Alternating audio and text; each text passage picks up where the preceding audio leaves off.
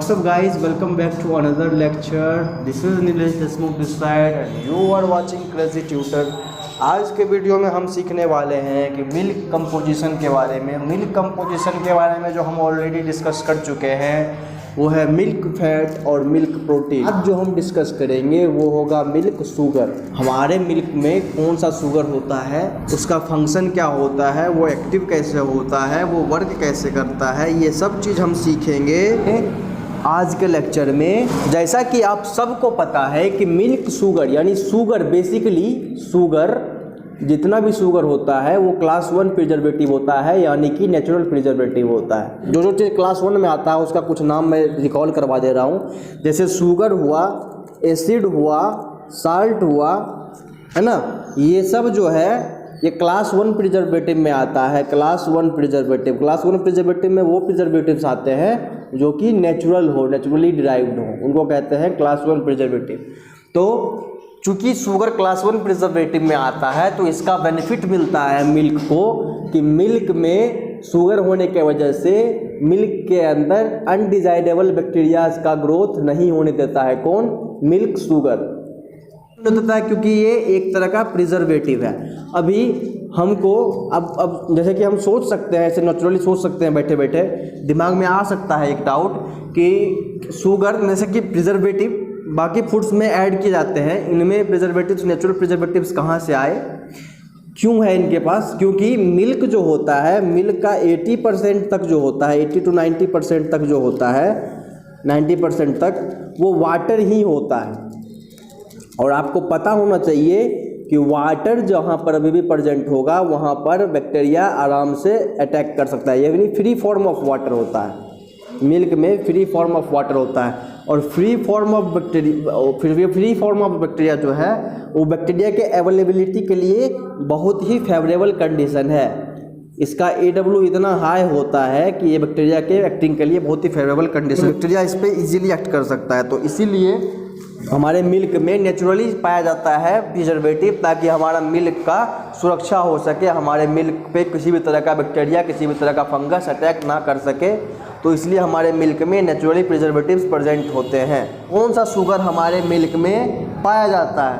तो जो शुगर हमारे मिल्क में पाया जाता है उसका नाम है लैक्टोज। लैक्टोज एक तरह का कार्बोहाइड्रेट है, और जब मैं बताऊंगा बायोमोलिक्यूल्स पढ़िए या फिर इसी में कार्बोहाइड्रेट एक टॉपिक ही है। जब कार्बोहाइड्रेट पढ़ेंगे हम तो हम जानेंगे कि कार्बोहाइड्रेट जो है वो बेसिकली रिड्यूसिंग के फॉर्म पे, रिएक्शन के फॉर्म पे दो तरह का होता है।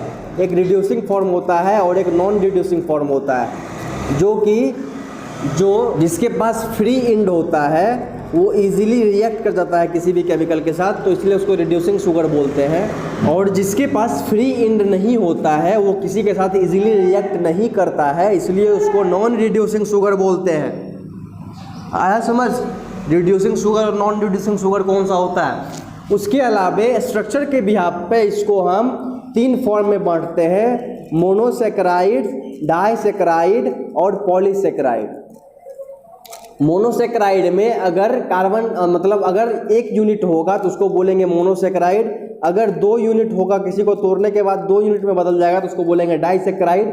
और अगर 2 से ज़्यादा यूनिट में बदल जाएगा तो उसको बोलेंगे पॉलीसेकेराइड। तो लैक्टोज जो है वो एक तरह का क्या है? डाइसेकेराइड है। यानी जब हम लैक्टोज को तोड़ते हैं ग्लूकोज और फ्रुक्टोज मिलता है, फ्रुक्टोज और ग्लूकोज, है ना। तो फ्रुक्टोज जो होता है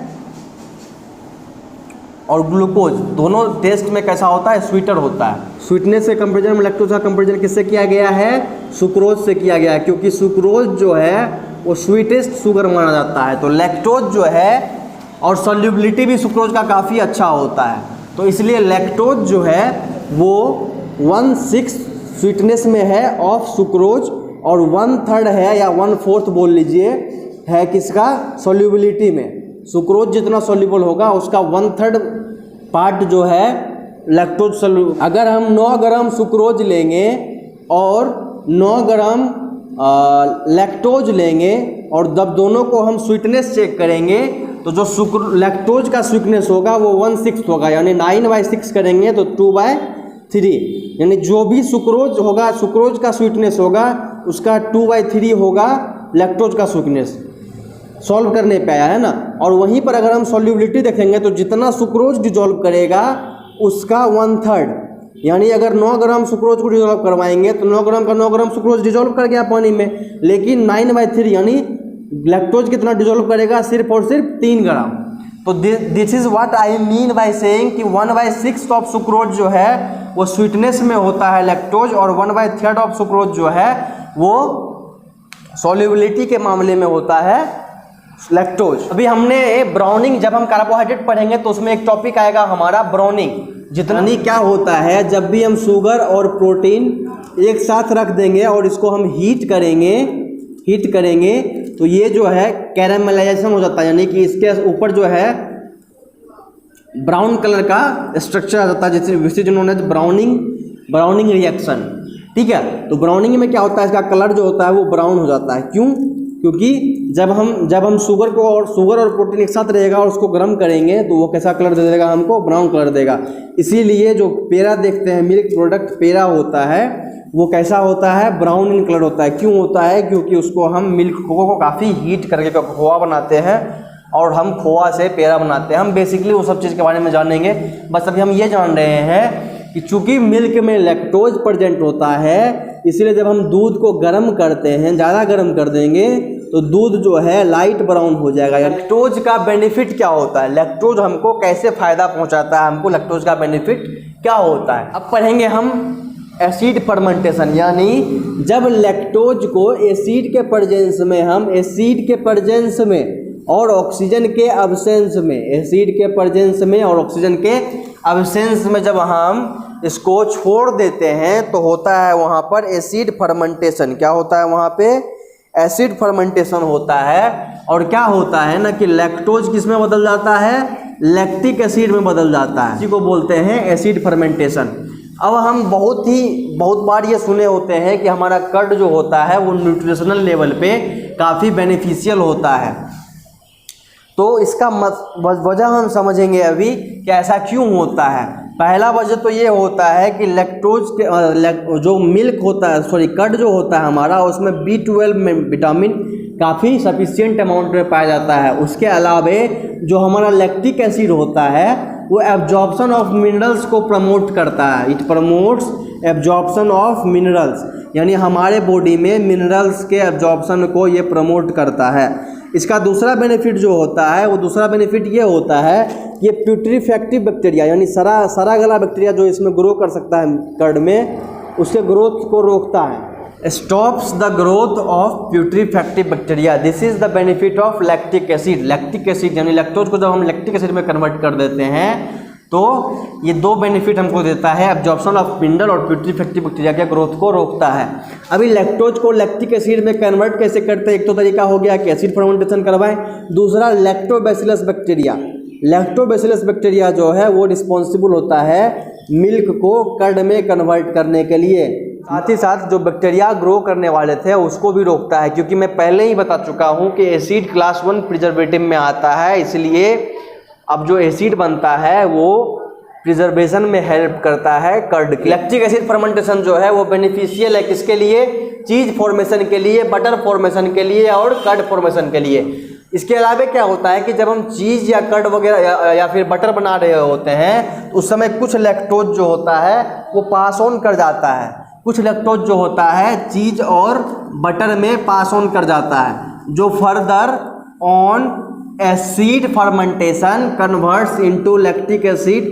और फिर लैक्टिक एसिड में कन्वर्ट करने के बाद तो आपका इसका फंक्शन, इसका रोल तो पता ही है। अब आते हैं कि हम लैक्टोज को हम अगर चाहे कि हम पता कैसे कर सकते हैं कि मिल्क में लैक्टोज है, तो पता कर सकते हैं। बहुत ही आसान तरीका है पता करने का। पता कर सकते हैं हम जब मिल्क को 93.5 डिग्री सेल्सियस से कम पे गर्म करेंगे, जब कम पे गर्म करेंगे तो बनेगा जो लैक्टोज वो बनेगा अल्फ़ा, और जब इससे ज़्यादा पे गर्म करेंगे तो जो बनेगा वो बनेगा बीटा। कम पे गर्म करेंगे और ज़्यादा पे गर्म करेंगे तो बनेगा अल्फ़ा और बीटा। ये खुद ब खुद फ्रैक्शनलाइज हो जाता है ना। तो अभी क्या होता है, हमारा जो हमारा पास्चुराइजेशन टेम्परेचर है वो 62 डिग्री सेल्सियस के आसपास है फॉर 30 मिनट्स तक। तो इस कंडीशन में कौन सा, इन दोनों में से कौन सा लैक्टोज बनेगा, कौन सा फॉर्म ऑफ लैक्टोज बनेगा? तो अल्फा फॉर्म ऑफ लैक्टोज बनेगा। क्यों? क्योंकि ये टेम्परेचर जो है वो 93 डिग्री से कम है। तो अल्फा फॉर्म ऑफ लैक्टोज जब बन गया, तो अल्फा फॉर्म ऑफ लैक्टोज का क्या प्रॉब्लम है ना कि अल्फा फॉर्म ऑफ लैक्टोज जो होता है वो स्वीटर भी कम होता है और सोल्यूबल भी कम होता है। Alpha form of lactose sweeter भी कम होता है और सोल्यूबल भी कम होता है in comparison to beta form. Beta form जो होता है हाईली स्वीटर होता है, ज़्यादा स्वीटर होता है और ज़्यादा सोल्यूबल होता है when compare to alpha form of lactose.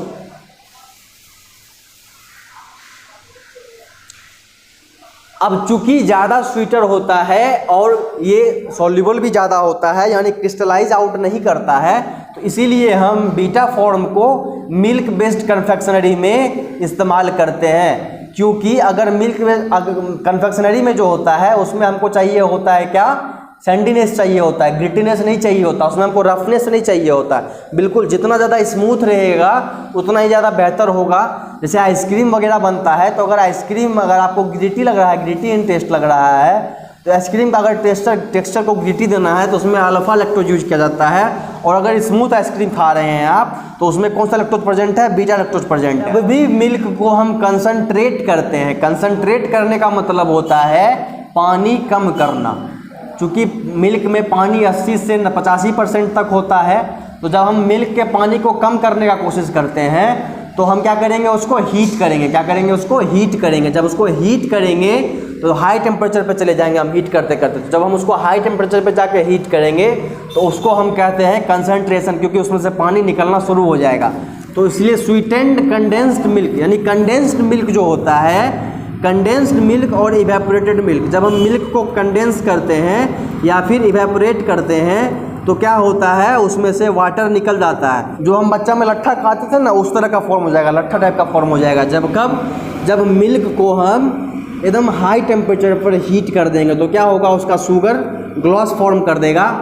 और अगर शुगर को हम अनकेयर वे में हीट करते हैं, जैसे कि कंडेंस्ड और इवेपोरेशन ऑफ मिल्क करते हैं, तो उस समय अगर सही से केयर नहीं करेंगे तो शुगर का जो लैक्टोज है वो क्रिस्टलाइज कर जाएगा।